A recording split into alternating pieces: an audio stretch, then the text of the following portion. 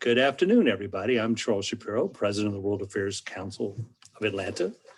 Today's program is with Ambassador Louise Blais, Deputy Permanent Representative of Canada to the United Nations in New York. This program is part of our Women's Leadership Month. We're asking women leaders to talk about their own jobs and challenges, as well as their particular perspective as women.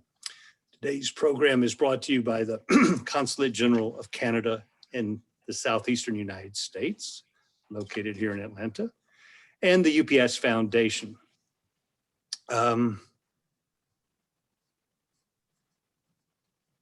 on just a minute. Today, I want to give a few shout outs. We've got some of our board members on, Joe Bankoff from the Nunn School at Georgia Tech, Ambassador Gordon Giffen, former ambassador to Canada, Sam Olens, a partner at Denton's LLP, Jim Reed, CEO of YKK America, the acting Consul General of Canada, Kirk Duguid, and David Weiner, the Senior Consul and Trade Commissioner, and a whole bunch of people from the Consulate General of Canada, as well as the Consul General of Israel in Atlanta, Anat Sultan Dadon, plus loads of friends of Louise Blais.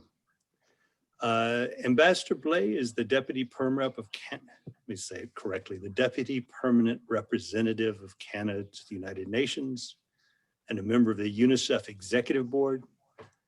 A native of Quebec City and a graduate of McGill University, Ambassador Blais began her professional career as an art theft analyst at Interpol. She joined Canada's diplomatic service in 1996 and has had postings, of course, in Ottawa, but also in Washington, Paris, Tokyo, and New York. And of course, as Consul General for the Southeastern United States here in Atlanta, 2014 to 2017. She's currently writing a book on feminine leadership. She received a great honor yesterday. Room Rater gave her a 10 out of 10 for the background of her Zoom. In a few minutes, we're gonna ask questions from the audience. I'm gonna ask you to please use the Q&A function at the bottom of the Zoom screen rather than the chat to ask the questions. So if you look at the bottom of the Zoom screen, it says more, click on more, and then you'll see something that says Q&A. Please use that. Welcome, Ambassador Louise Blais. It's a pleasure to have you. Good morning, Ambassador Shapiro, dear Charles. It's so wonderful. Thank you for the invitation. Yeah, and I'm gonna call you Louise. Okay, so for this, please call me Charles. This will make it a lot easier. We'll take it as a given that we've got great honorific titles. First, I want to talk about what happened on Tuesday night in Atlanta, and I apologize because this is kind of a downer, but on Monday, Senator Michelle Owl, pardon me, I mispronounced her name, warned about hate crimes against Asian Americans. And then sure enough, on Tuesday, there were these horrific murders of 8 people, 6 of whom were Asian American women. And I know everybody on this Zoom call condemns this. And I mean, it's racist, misogynist, xenophobic, and just plain awful. I mean, this is our family, our city where this took place, and just terrible. And there's an upsurge of hate crimes against Asian Americans all across the United States. And so I have to say that here at the very beginning. And I can't tell you how horrible this is. And Louise and I were talking, I mean, this is a part of town that I drive past commuting to work when we used to go to the office. Anyhow, I don't know. What can you add to that, particularly to the misogynist part of that it's women? I mean, it's just horrible. I read a tweet yesterday that really spoke to me because this is an issue we deal with at the UN quite a bit. And COVID-19 has really exacerbated the violence against women, particularly domestic violence, women being hurt at the hands of their partner and now being isolated. This is happening all over the world. And it's not new. I mean, you look as well as what happened last week in London, a young woman just walking home. And we all know this when we grow up as young women, we have to do things different than men. We have to take care of ourselves. We have to be more careful. And I think all parents who have had girls understand that added worry that you have with raising a woman, a girl in your family. And we've been conditioned to accept this somehow and then push down onto women the responsibility to protect themselves. Yeah. And that is wrong. In a way, of course, we have to protect ourselves. But where is the responsibility to educate boys, to deal with the issue of anger, mental health? Let's not even begin with gun issues, but the whole gamut, because it isn't any one solution. It's a group of solutions that have to be brought to bear. And this tweet said, enough. It's enough. Yeah. We have suffered too long, and that's just the tip of the iceberg, because that is just the physical violence. Let's not even begin to think about the verbal violence or the indifference, all the layers of the ways in which us as women, we have to navigate the world and be included where the tendency is to exclude us, and these kinds of things. It wasn't that long ago that there were golf clubs that didn't allow women to join. You know, it's a slow evolution. And I really want to offer my condolences to all the families of those that were those women and other victims that were lost. And I think, as any Asian would, all of us women, when things like this happen, we take it a little bit personally, because it just reminds us that we are vulnerable to this happening randomly to us. And I think that's absolutely terrible feeling to have. The thing that I find most, among the many things that are appalling, is blaming women that for somehow it's their fault that they're attracting men. I mean, it's like, what? That's just insane. I mean, it's what is wrong with us guys, you know? That anyhow, it's horrible. Just horrible. And so that what a bummer way to start out a conversation. I apologize for that. So you've got some news about Atlanta, don't you? Would you like to share that with us? I would.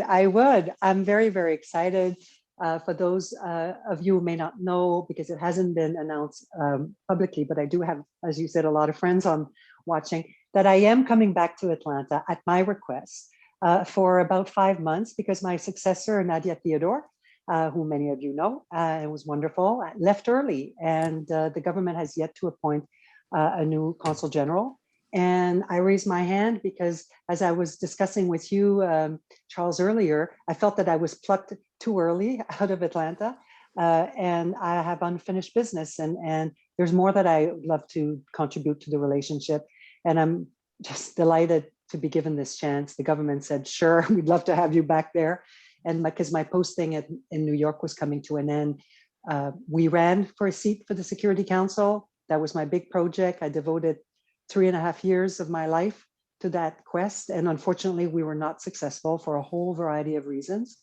But since that job is done now, I was a free agent, and I said, bring me back to Atlanta. I'll be going somewhere else in the fall, unannounced, but for now, I'm Southern bound. Let me be the first to officially welcome you to Atlanta, Louise. We Atlantans are delighted that you're going to return here, even if it's only for 5 months. So thank you very much. It's great, and I look forward to getting together with you and Peter when you arrive. Let me talk about your current job just a little bit, just so everybody understands. What does it mean to be what in the world is a permanent representative of the United Nations and a deputy permanent representative to the United Nations? What does that even mean? So, you know, the diplomatic titles, they're almost archaic, but in a way they're bound in tradition. And so you have ambassadors in capitals, you have consuls general in non-capital cities when you send a representative. And when you send a representative to a multilateral organization that you're a member to, your diplomats there have the rank of ambassador, they have the title of ambassador, but they're their other title is permanent or deputy permanent representative to the UN. Canada has currently 3 ambassadors, so 1 permanent representative and 2 deputy permanent representative, because the breadth of what is managed at the UN is so huge, from peace and security to development to health to financing. I mean, it just named a subject, the UN covers it more or less, directly or indirectly. Yeah. So it's a very, very, very dense agenda, and you have to have the representation. I think the US now has 4 ambassadors altogether. So everyone knows, of course, Nikki Haley was the previous PR, then Kelly Craft, and now a new appointee has just begun. But under this figurehead that everyone knows and is aware of, obviously, there's usually career diplomats that are supporting that position. So that is what I did. That sounds so cool. I mean, is it as fun as it sounds?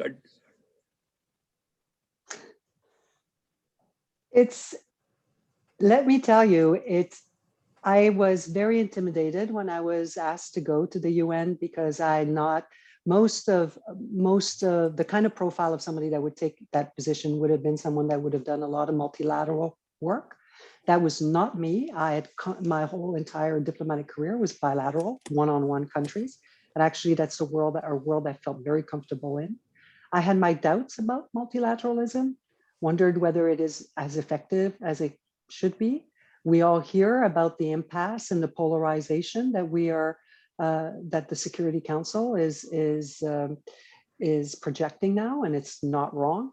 The Syrian crisis has gone unresolved. I mean, there's a lot of criticism to the UN in terms of, really, is it effective at preventing and ending conflict? And that's an open-ended question. What I did not realize before I went is, ironically, because the files that I manage, in addition to running the campaign for the Security Council, were development files.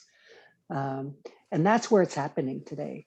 This is where the world, with the Sustainable Development Goals, SDG, Agenda 2030, that's where the good work is being done at the UN, is helping countries achieve the SDGs, to end poverty, to reach gender equality and everything in between. There are 17 goals. They're very ambitious, but I'm telling you, every month, every day, they get realized in small ways. Now, COVID-19 is setting us back, and now we're going to have to catch up for the next 10 years. Okay, you're writing a book on feminine leadership. Tell me how that intersects with your work at the United Nations, and particularly with the Sustainable Development Goals.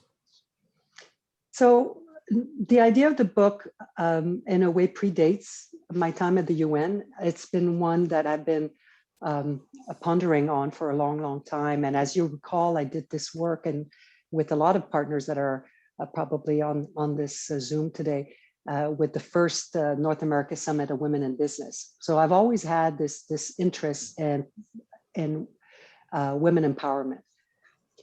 I've also had a real retrospective view of what happened in my own career as a woman, and how I had to, and I've never been shy about it, being open about my nervous breakdown and my burnout that was the result of not having been an authentic leader, not having truly been myself. I was emulating a different style of leadership. I was acting in a way that wasn't completely me. And obviously at some point I hit the wall, and it took that realization to understand and have a renaissance in myself to then truly become the leader that is truly me, good or bad.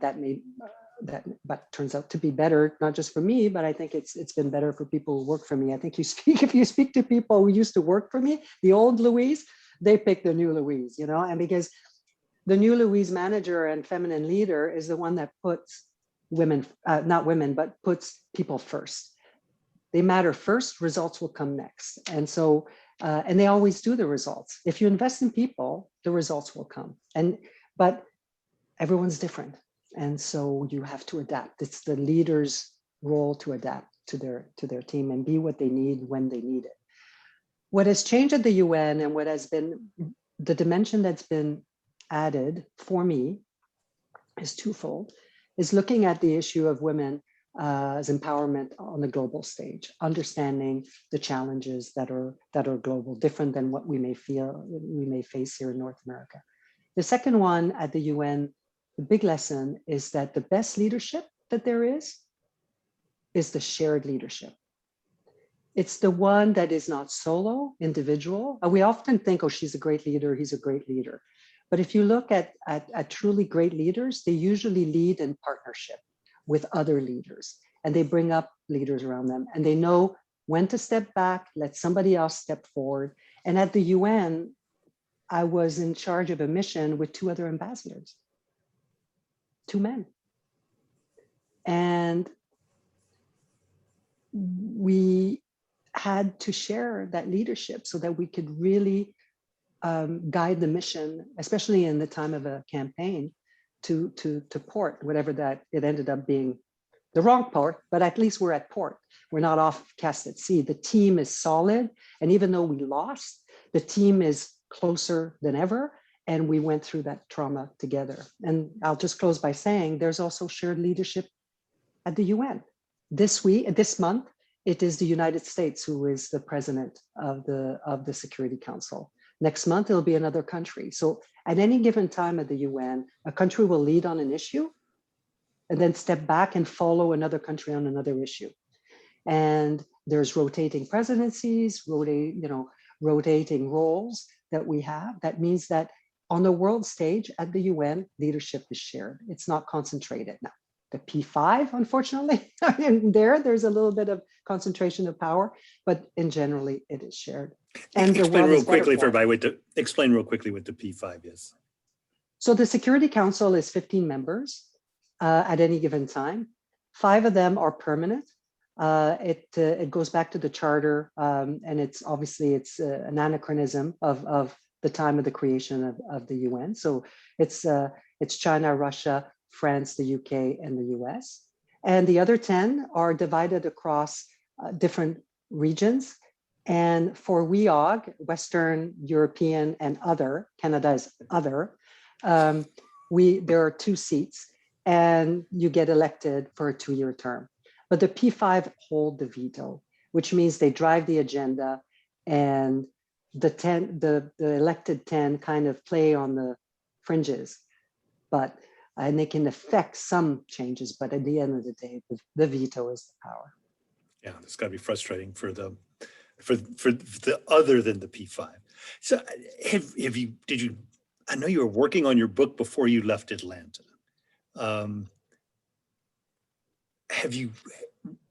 Has your experience at the UN made you rewrite your book? Have you gone back? Has it really fundamentally changed the way you look at women in leadership? Yes, it has. And in a way, it's my excuse for not having finished it. Because the material keeps coming in. So what I have done is I've done the past part and the crisis part, and then the questioning. And now I'm at the toughest part of all, which is continuing to take in the experiences that I'm having myself and those that are shared on to me by others.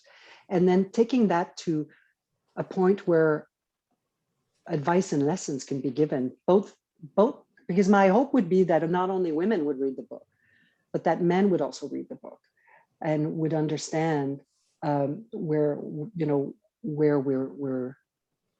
they can help. And I'm working with some wonderful organizations in Canada that are men-led and are they're men for the empowerment of women, but they do it in a very, very systematic way. They provide training, they provide all sorts of initiatives that will advance that. And it's and just, I could just maybe take a moment to explain something fascinating. Before I came to the South, a CG, I had apprehension about what the gender balance would be. I don't know why. And it ended up being absolutely a wonderful, wonderful experience. Then I went to the UN and ooh, different. You have a lot of more traditional cultures around the table. Out of 193 countries, only 50 missions are represented by women at the senior rank. Mm-hmm. And in fact, the United States is exemplary in this because you're on your 5th woman ambassador. But don't be misled. The UN is very much still a man's world. We have not had a woman secretary general in 76 years. That's shocking. And last year at the UN level, you know, where all the world leaders come and speak and one after the other over a space of a week, it's when you know that the prime minister goes and the president goes and speaks. The first woman to have her turn as leader to speak came on the 3rd day. She was 53rd. It was the Slovakian president. 2 days of one man after one man after one man after one man. I mean, and then you also deal with one-on-one with older generation. And I had last year, I was asked to co-facilitate an important resolution with another country, an ambassador from another country. I won't mention who. And I went from being his beautiful co-facilitator. You know, that's how he spoke to me. To at the end him writing me a letter of praise and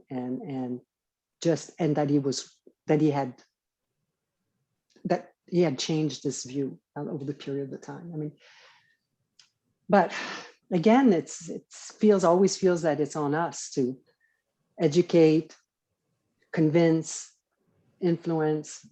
I do it happily because it usually works, but and it's nice to see the change in somebody that has seen things a certain way for like 60 years. But that puts the burden on women. It strikes me that every time we have a program and advertise it as a program on women's issues, 90% of the people in the audience are women. It's not men. And I see that as, you know, the challenge you're talking about with your book, because the problem for women isn't women. The problem for women, in fact, is us men. And I'll say 2 things in response to that. The first one is, it occurred to me recently that there are 3, and please, I hope everyone has an open mind and listen to what I'm going to say. And please, men, you might grade yourself as to where you fit into this. But in the workplace, I think there are 3 kinds of men that we interact with as women. Ones who are just all out aggressors. They're the minority. They exist. We've known of them. Then there's the indifferent, or worse, but then they're in the same category, men who think they're perfectly fine working with women and there's nothing wrong. So they don't observe, they don't pick up the micro little things that happen. They still prefer to be around men, more comfortable, but they're okay working with women. That's the problematic piece to me. And then the third are men who actually day to day live a life of conscious awareness of women in their surrounding and work and make a proactive and conscious effort to improve and make more space and feel themselves comfortable. So that's the first thing I was going to say. The second thing, it's been occurring to me recently that women more and more now have developed our own networks. I have relied on the women's network of ambassadors at the UN more than you can ever imagine.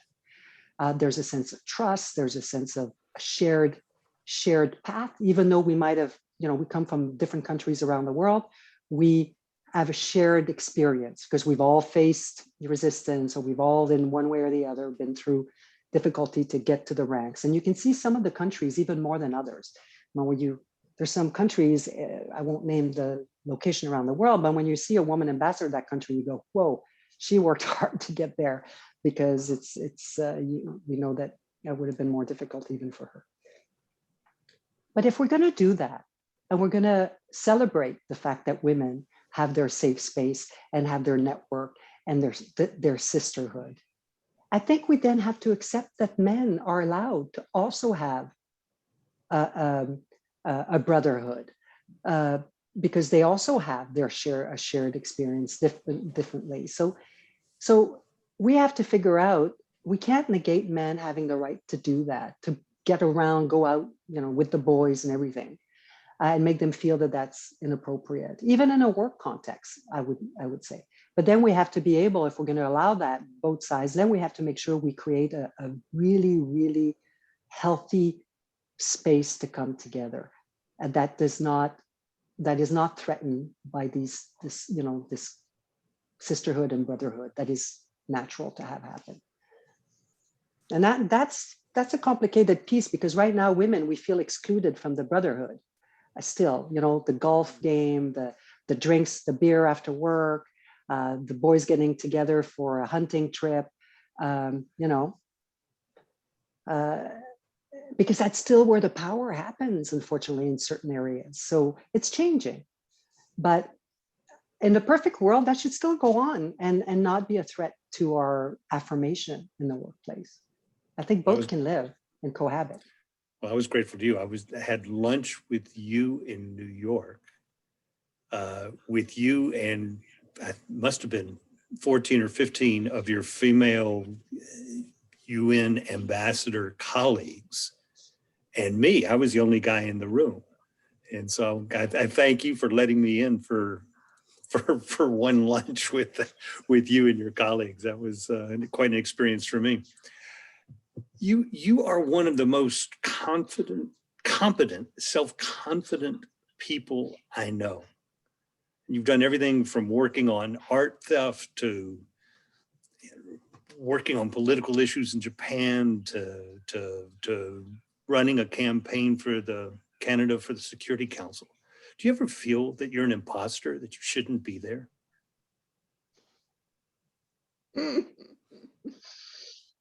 Yeah, I felt like the imposter before I had my breakdown, because I really wasn't myself.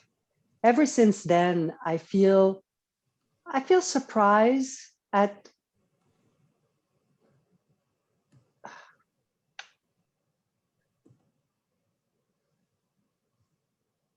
the fact that I don't. I mean, the only time I feel on the back foot is when I am at a deficit on information. When I just don't have the facts in front of me.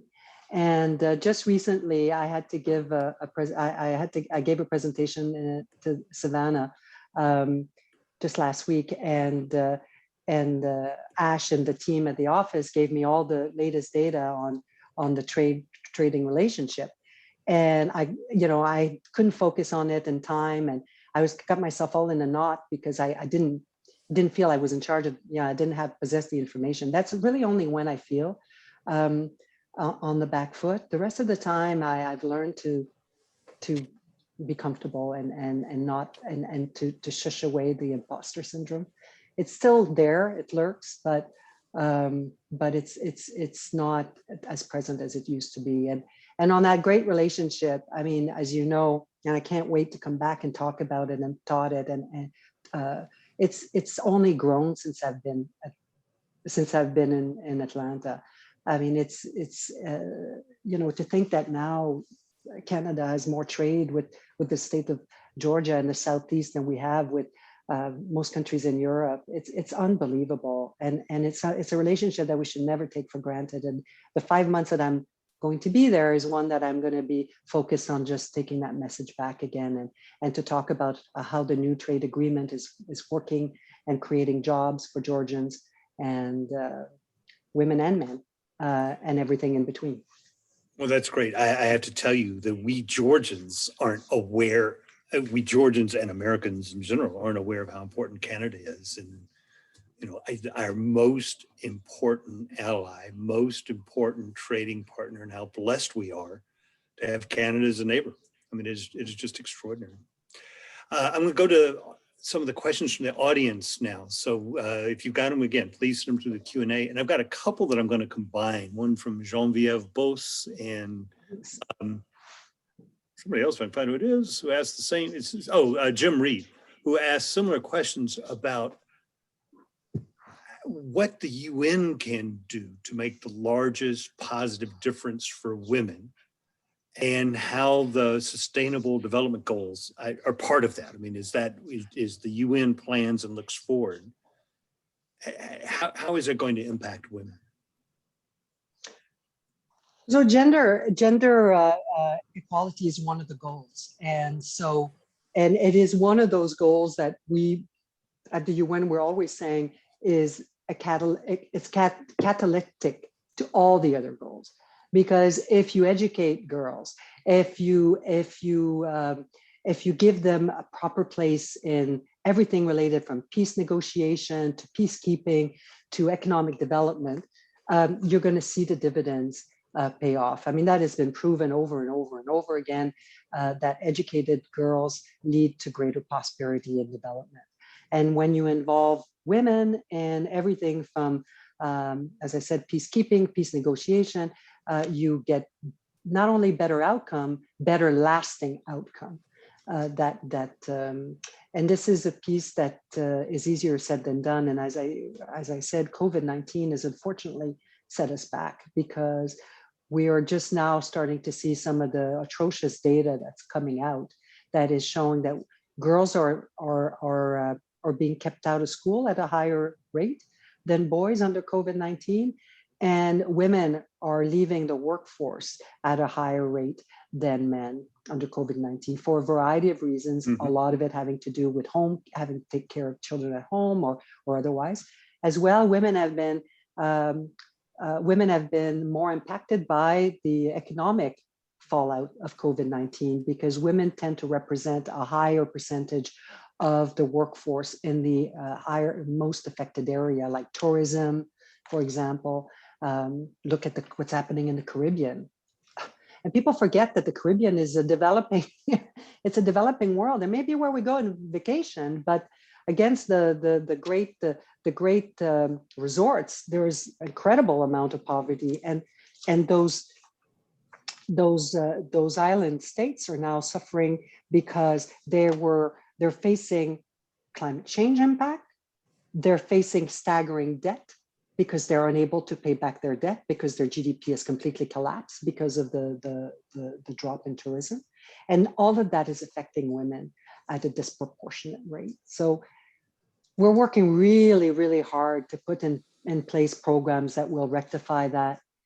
Canada has a feminist foreign policy. We also have a feminist development policy. So we ensure that not only do our money go to women programming, but we also make sure that generally our development dollars are all have a gender lens put to it. And we push the agencies, the UNICEFs and UNDP, to make sure they have gender aggregated data, so that because up until a few years ago, we didn't look at the data that way, and we were missing a huge part. How do you deal with, how do you, stop yourself from becoming cynical when there are so many countries, 193 countries and entities at the UN that sign the documents, that vote in favor of the resolutions, and then ignore them? Whether it's on climate change, it's on women's issues, it's on, you name it, across the board, and continue. I mean, it's that must be difficult to deal with day in and day out. So it is, and it's something that we all have to face. I am not shy to call out when other diplomats are saying things, or when I do it in a nice way. I always have a smile, and it's a very much like bless your heart, but it's I get my message across that there are things that, you know, that there's a lot of rhetoric, and some people need to be called out on it. The other part that's even more positive really is the fact that we don't realize too much attention is put on the UN Security Council and all the things that aren't getting done.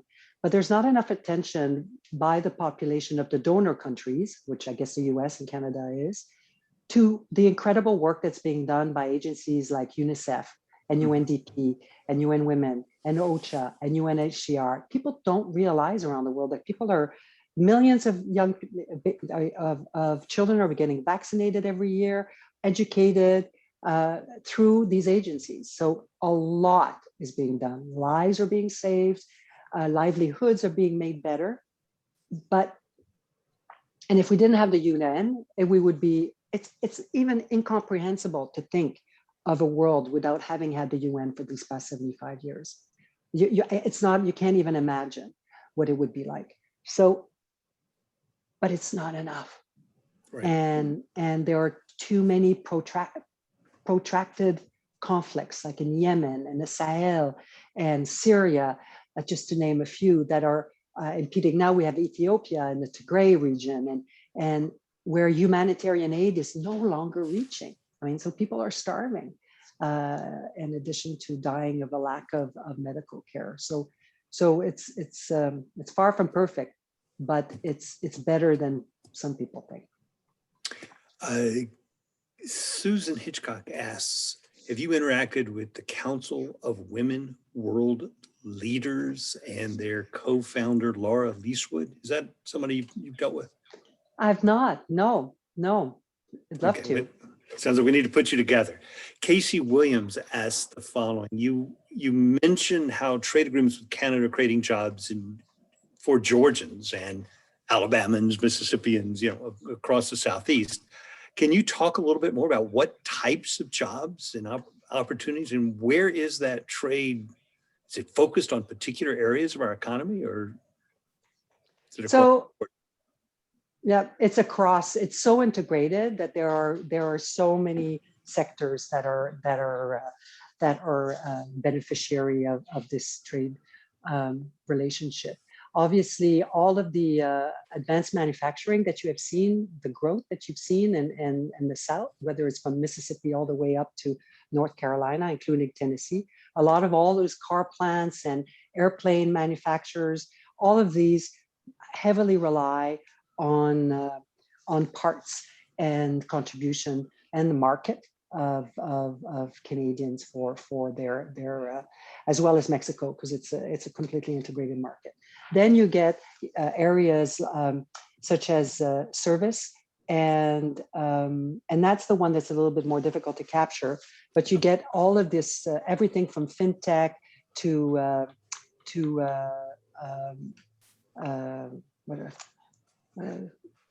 the service industry, to, you look at one of the things that, one of my proudest moments, and as a Consul General, was bringing Chick-fil-A to Canada.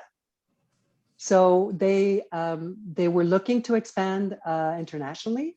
They were originally looking at a few other countries, and the team at the consulate and myself went in, made a presentation all the way to the top, and said, no, come to Canada. And of course they did, and they opened their first franchise abroad in Toronto, and they've been growing ever since.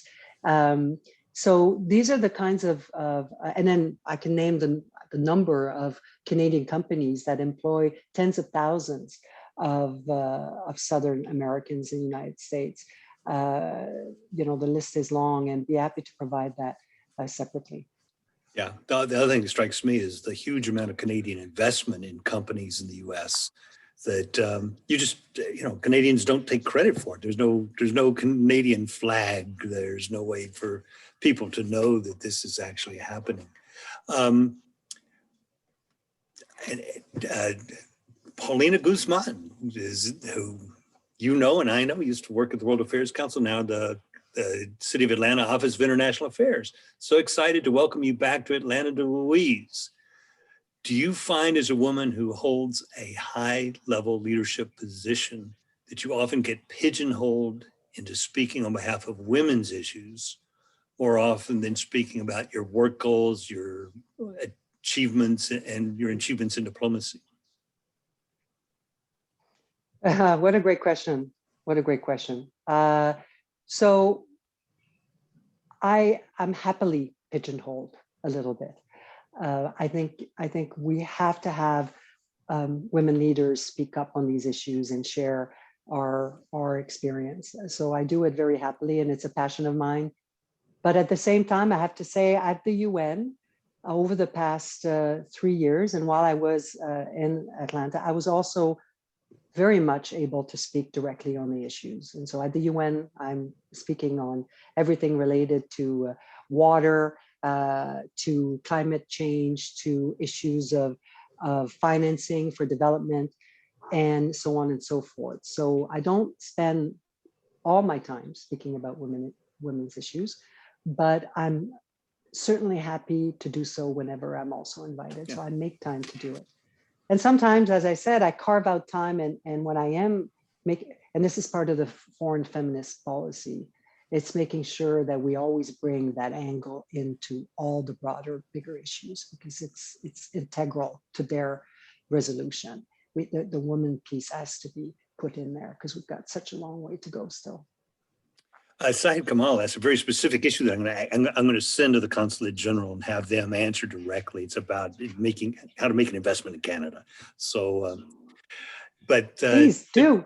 Yes, exactly. David Weiner, one of your colleagues, asked, "Can you talk about the vaccine wars during the pandemic, and how countries struggle with balancing national interests, concern for humanity? Do we vaccinate everybody in our own country before we allow vaccines to go abroad? I mean, it's just, there's so many complications to it." Great question, Craig. Thank you for asking it. Can't wait to see you. You know that. So this is probably the number one issue right now that we're dealing with at the UN. And you all know WHO is based in Geneva, but this is taking its front and center here in New York as well. We have clearly, there are countries out there that have been very active at providing vaccines to developing countries. And they've done so in their own bilateral capacity. Canada and the Western world have decided by and large to work through the program of COVAX, which is a program that we signed up onto, that we donate. And so it's a sharing of vaccine. And that is finally delivering its first doses to countries like Ghana and I believe Côte d'Ivoire and a few others. So now they're finally, but it took a while to get to, because it gets complicated. When you work in a group as opposed to bilaterally, things get a little bit more complicated. I think obviously China doesn't have the same kind of public opinion pressure that Western democracies have. Let's be honest about that. They can act unilaterally and decide to advance foreign policy interests with the vaccine. Well, fine. This is not how we think. Our interest is in making sure that we can eradicate or at least control this disease as soon as possible, and that can only be done if it's done on the globally, like polio and all the other vaccines that have been out there. Now, but I look at it a little bit the way we do, in an air, with the little message in the airplane, they say protect yourself first, and then, put the mask on your face first, and then take care of somebody. There's a little bit of that is going on here. I think we all need to get protected. The fact of the matter is, Western countries have, by and large, except for South Africa, have been more badly hit by the spread of the virus. What's happening in Europe right now is actually quite scary. In France and in Germany, the rates of infection are going back up quite steeply. Whereas for some reason, Africa has not been per capita as affected. Now you could say it might be an issue of testing, but they're not quite sure why. But so at some point you have to go where the fire is, and then very much take care of the rest of the world. I found it very interesting that President Biden said earlier this week that once they were ready, they would help Canada and Mexico. Hopefully by then Canada will be doing well. We've done well securing vaccines, and we're lagging a little behind the United States, but we're catching up. And the goal for Canada and the United States is to reopen that border as soon as possible, as soon as it's safe to do so. And so, but that means that both sides have to reach a certain level of immunity for us to get back to some level of normalcy. Are we going to have a vaccine passport or something that will allow vaccinated Canadians to enter the US and vaccinated Americans to enter Canada? I don't know. I don't know. I think there's very much a lot of conversations taking place on this issue. And I think everyone is grappling with the return to the office situation. I mean, do you require people to be vaccinated? But it's a personal choice. And I think we're going to be facing a lot of questions, I think, that we don't have the answer to quite just yet. It's going to be a big demand on ethicists in the coming. I think so. I mean, really, you know, we're the philosophers and ethicists when we need them. Ambassador Louise Blais, I want to thank you so much. This has been a great conversation. I promised you 45 minutes. We've done 45 minutes. I've got more questions for you, and I look forward. I'm going to ask you when you get to Atlanta. Everybody, before you hang up, let me tell you about some upcoming programs. Next Tuesday, we have a program with former Senator Sam Nunn on a nuclear-free world. It's going to be fascinating. Please join us. On Tuesday, a members forum for members of the World Affairs Council with Jack Devine, legendary former CIA spy master. And he's going to be talking about the fight against Russian aggression. On Thursday, the 25th, we have Allison Padilla Goodman, who's the vice president of the Southern Division of ADL and a member of our board of directors at the World Affairs Council. And we're going to be talking about with her is what we can do about hate crimes. That evening on the Thursday, for our young leaders, we've got a program on negotiating and networking up in a virtual world with career coach Ariel Lopez. If you like today's program, it's time to join the World Affairs Council as an individual or get your company to join, become a corporate member. Please subscribe to our YouTube channel. We're going to post the recording of today's conversation and this afternoon on our YouTube channel. I want to thank Annie Franklin at the Canadian Consulate General for helping us work all the details on today's program. Valerie Lopez DeFrank, our producer, Laura Brower, assistant producer, and of course, Fernanda Lucchine, who is executive director of the World Affairs Council. Thank you, Ambassador Louise Blais. Louise, this has been great. I can't wait for you to arrive in Atlanta and have you and Peter over for dinner and return the favor when you had me over for dinner at your house right after I had arrived. Sounds great. Much better barbecue weather you have now than we have here in the north. So I cannot wait. Thank you so much, dear Charles. We're in full spring, Louise. It's great. It's great seeing you. I'm coming here soon. When do you actually arrive? I arrive on the 28th, physically. Of March. Yes. Oh wow. Yep. Terrific. Well, congratulations. We'll all be out at the airport waving Canadian flags to welcome you. We're driving. We'll be on the interstate. So much. I can't wait to see you in person and to see all my dear friends. And thank you for the attention you've given me and the consideration today. Thank you. Great. Thank you so much. Everybody have a good afternoon. Bye-bye.